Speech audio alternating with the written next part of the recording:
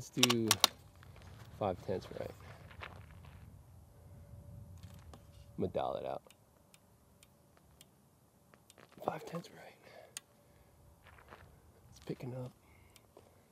That's 6/10.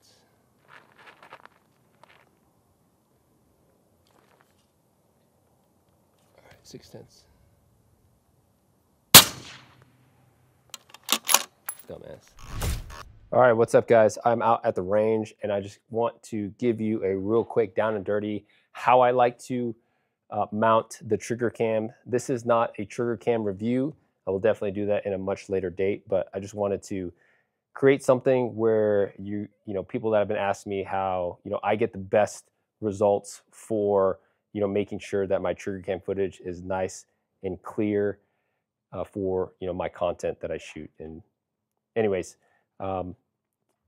I've got my rifle right here, getting it ready to do some training. And what I have with me is obviously the Triggercam 2.1 in burnt broads. I have the insert for it. I've got an HDMI cable micro to a big, because I'm going to be actually using the monitor here. I've got the tool and the little Triggercam tool.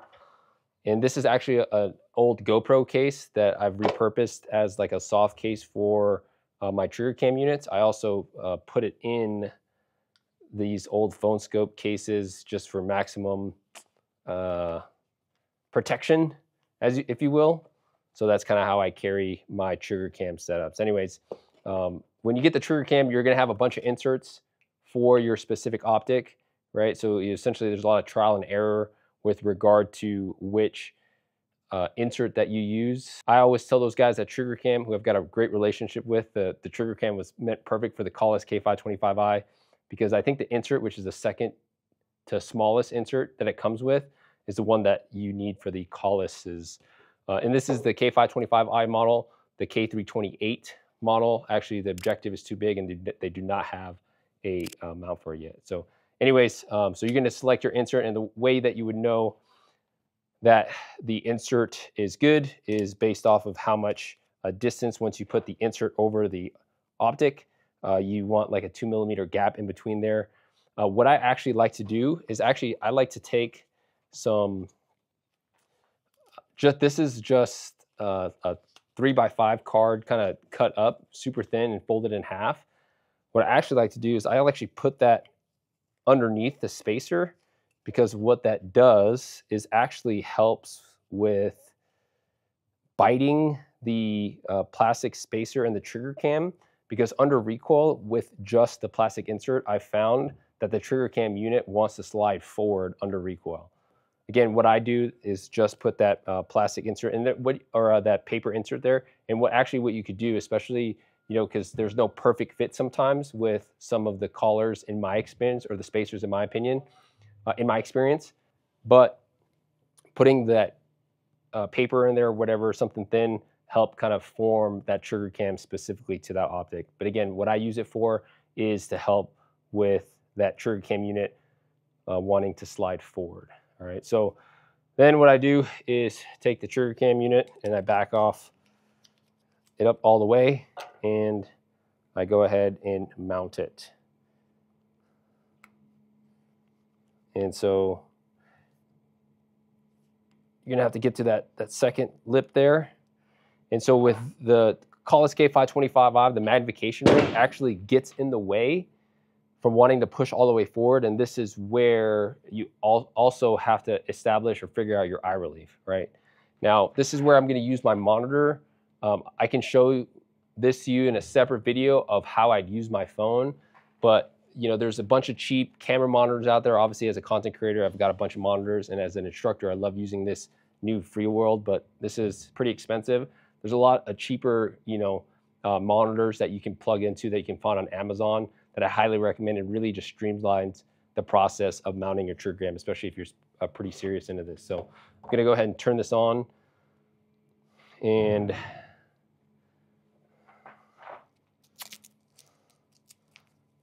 I'm gonna also turn on the Triggercam so you guys can see me setting my field of view.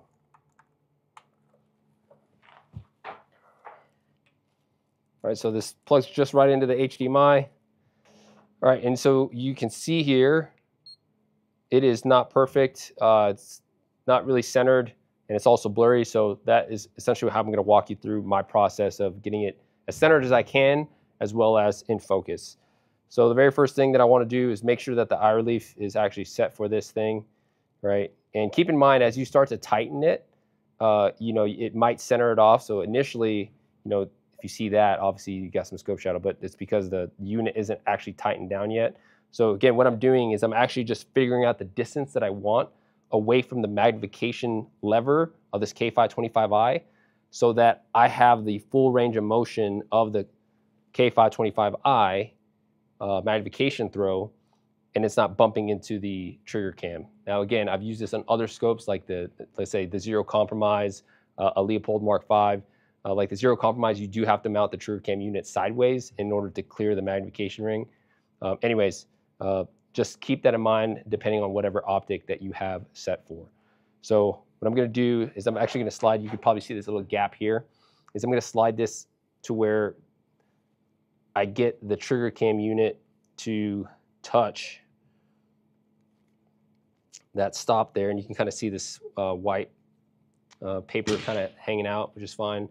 But right here, I've got good, you can see on the trigger cam of the recording, I've got good eye relief there, and I'm just going to double check to see the range of motion there. So there's a little bit of scope shadow, but again, as I tighten up, I know that as I tighten that up, it's going to clear out. So as far as the gap between my magnification ring and the camera unit, I try to get it to as close as I can, right? But again, if you don't have, or let's say you're shooting a super large magnum, when you're doing this, I've ran into issues in the past where if I didn't put that paper there, after about 10, 15 rounds, the trigger cam will slide forward and it will stop my range of motion. So that's just something to test out for yourself.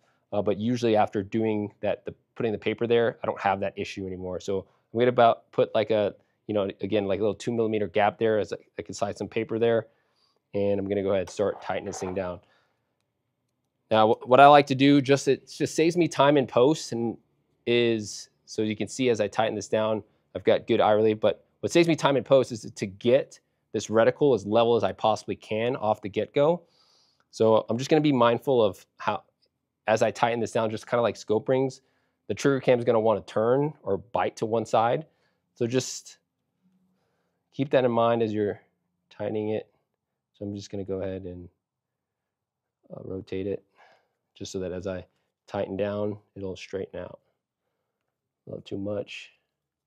And what's weird is when you're looking at it, it's actually opposite. So if I want to rotate it right, I need to spin it to the left.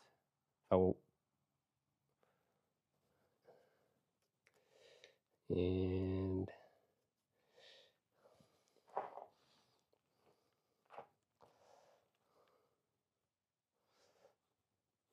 so I'll put some close-ups so you guys can see this distance here with regard to the magnification throw lever and the trigger cam unit. But you can see in the recording there, I've got full range of motion with regard to my magnification, and I've got a good field of view as well as for all magnification ranges. All right, so now that is setting eye relief. Now I want to set focus. So for setting focus, this is why I love having the camera monitor. I actually like to go to distance. So I'm gonna go straight to 525 yards when I do this, or 550 yards, because I found if I just focus it too close of a distance, what happens is, the further I get out, even if I adjust my parallax, sometimes the targets are not in focus, even though the reticle is. So what this is technically doing is focusing kind of both planes. So what I'm going to do is I'm going to set my parallax to whatever distance that is. So it's about 500, right? And now I'm going to go ahead and just adjust this until I see that I've got a good clear, and you can see the trigger cam getting super clear, but also I want to look at the target or the picture to make sure that the picture is clear, or the target area is clear too. So you can see there, if I go too much.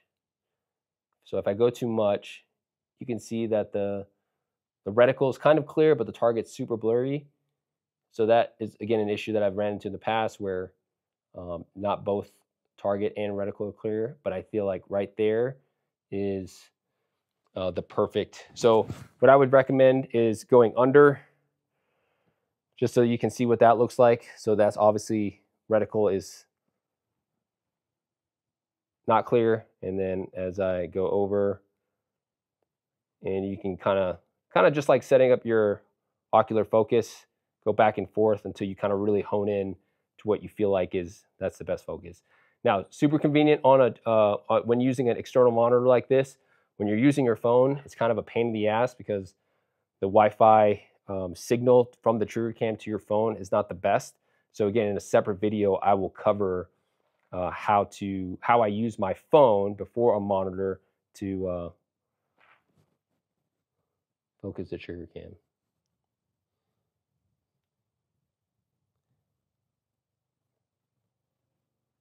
And you can see right there, reticle and target are somewhat in focus. So what I'm going to do is now move to, let's say, a closer target. So let's get to 100 yards here. Let's get to this target board that's right about here. So that's a 100-yard target board. I'm going to change the parallax to 100. We've got some mirage, but you can see there both my reticle and target are in focus. Even if I crank up on my magnification, that looks good right there with regard to reticle clarity and target clarity. So again, I'm happy with that. And that is how I'd run the Triggercam. Slight cant in there, which is fine. I'm not too worried about that. I can fix that in post if I'm getting too crazy about it. But at least now I'm as level as I can be. So I'm going to go ahead and stop recording on this. And I will walk you through real quick my settings for my Triggercam unit.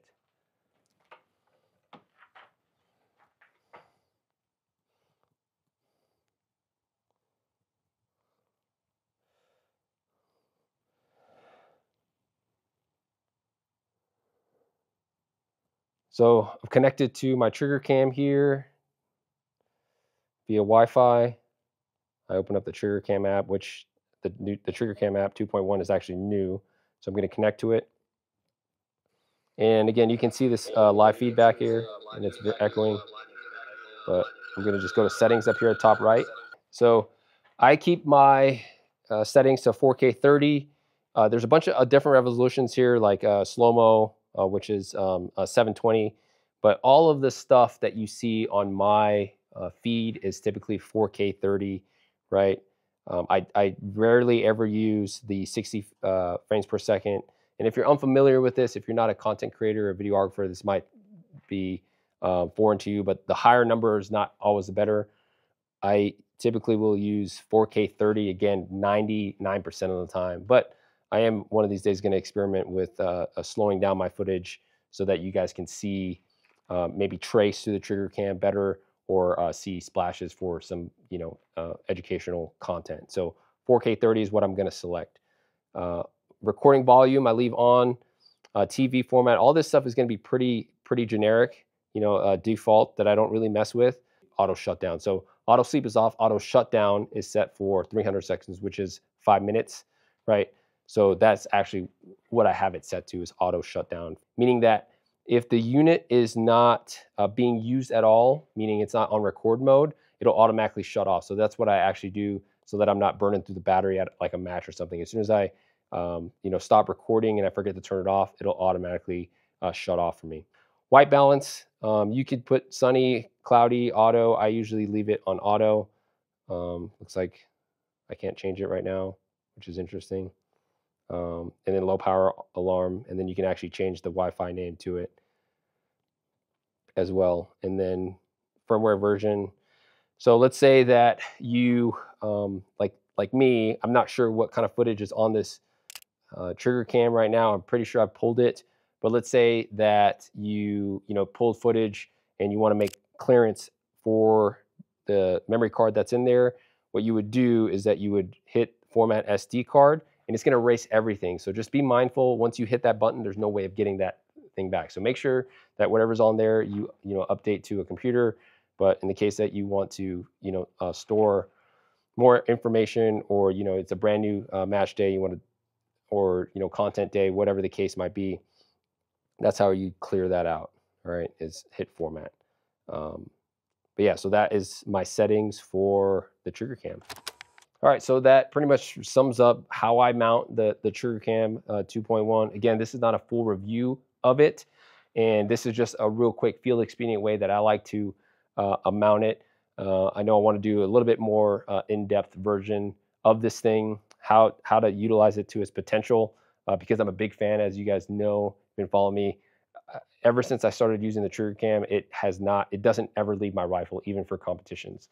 So let me know if this serves you. I'm also going to do another video in the future of how to overlay your Triggercam footage with your shooting footage, especially if you don't understand that process or how I do that in my videos. In the case that, again, you want to start creating content for your own page for long range shooting, show your friends and all that stuff, or potentially send me feedback videos with regard to me critiquing you behind a precision rifle. So again, drop a comment below. Let me know if this helps. What else you want to see about the Triggercam. And until next time, you have control. All right. 9:10.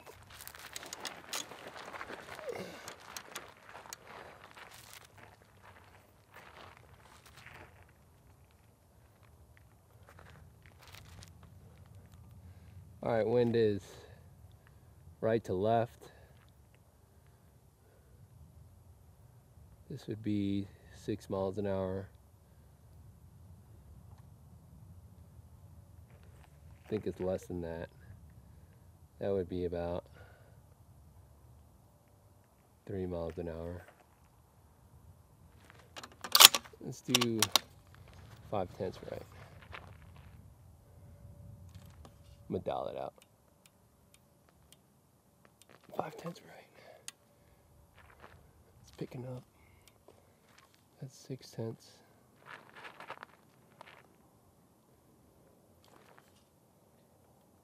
All right, 6/10. Dumbass.